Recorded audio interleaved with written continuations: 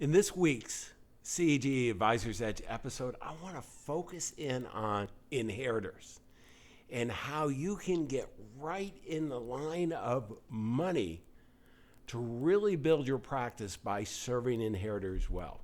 I'm John Bowen, CEO of CEG Worldwide, and I want to share with you not only how you can do it, but very importantly, how you don't make the mistake that most financial advisors are and are not winning the inheritor market. Stay tuned. You don't want to miss this.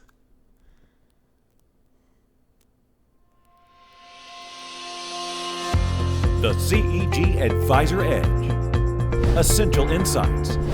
Real results.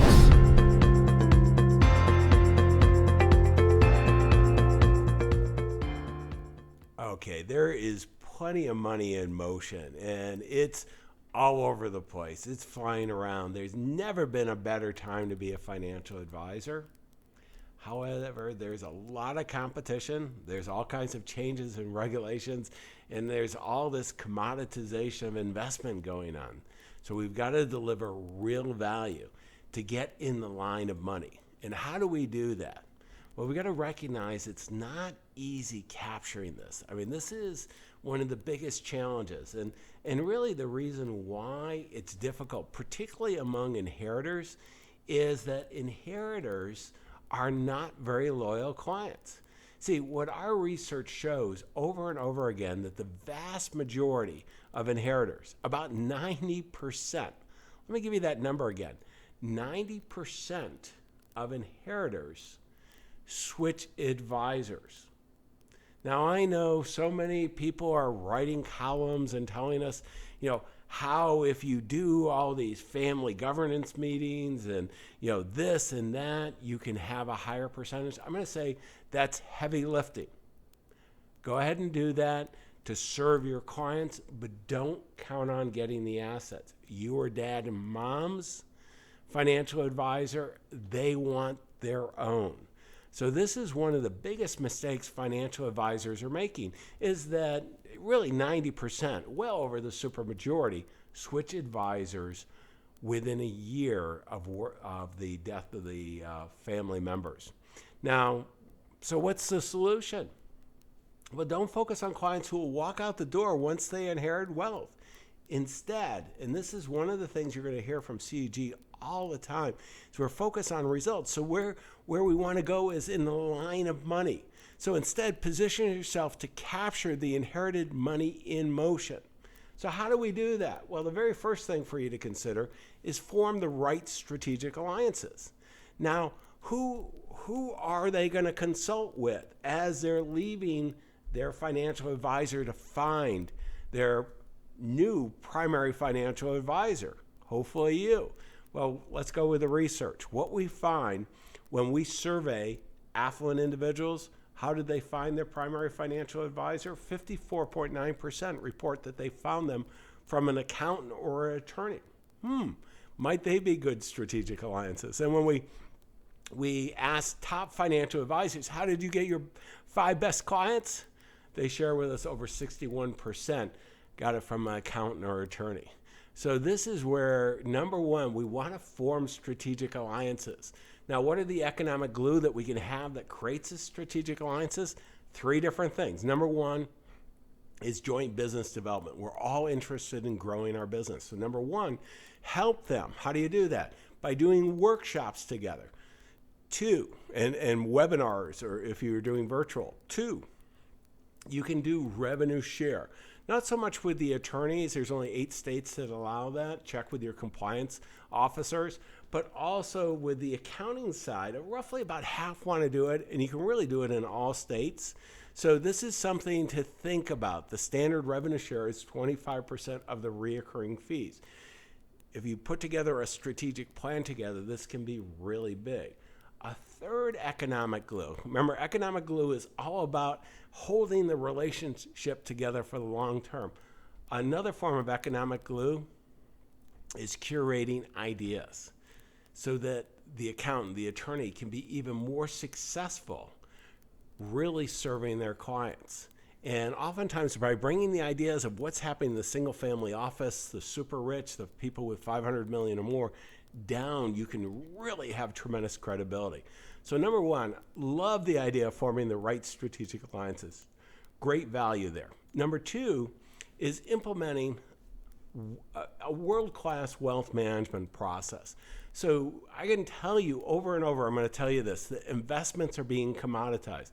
Not among us as professionals. We can see all the difference of active, passive, strategic, dynamic, tactical asset allocation, traditional, alternative, and I could go on and on, domestic, global, international, whatever category. But they don't see it that way. They can't tell us apart. So we have to help them. One of the ways we can help them is delivering a world-class wealth management experience.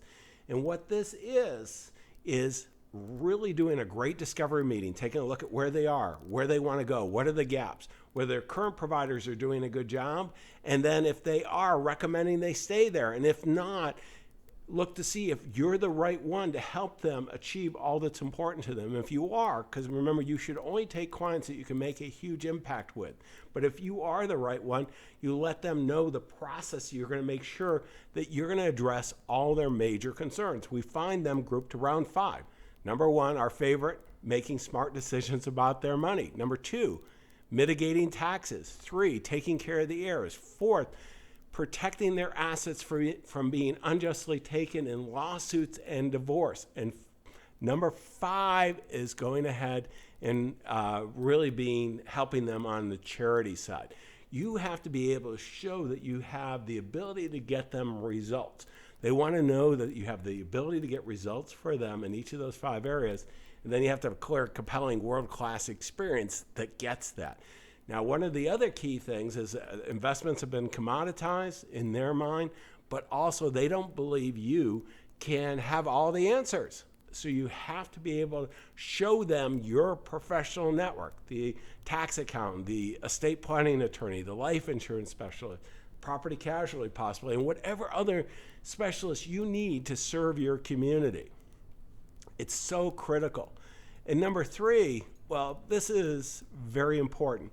See, what we see over and over again, they want to work with experts. 91% tell us they want to work with experts. In the U.S., we have over 460,000 financial advisors. How are you different? How are you distinct? These are the steps that if you execute, you can attract a steady stream of pre-qualified, pre-endorsed clients in the inheritor market. They're going to be glad you're there.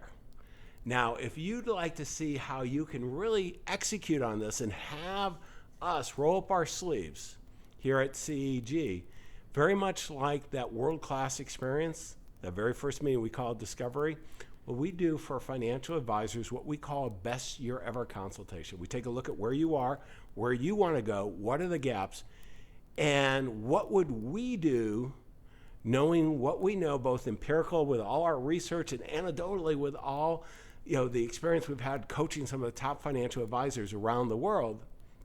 What would be the 3 simplest things we would do to accelerate your success even more? What you would do in 5 years without our help, how can we help you 2 to 3? And we have a 2-step process. We'll take a look at where you are, where you want to go, and we'll document it as well as document our recommendations. Now, this isn't right for everyone. It's only for advisors who have a strong foundation, netting already over $200,000 in net income. But if you have that foundation, we're going to show you how you can really accelerate your success. And if we're right for you at the end of this process, we'll also share with you the impact we could make as coaches. I'll tell you, we've never had an advisor tell us that the best year ever consultation wasn't extremely valuable. Your clients, your future clients, they're counting on you. Don't let them down. We wish you the best of success.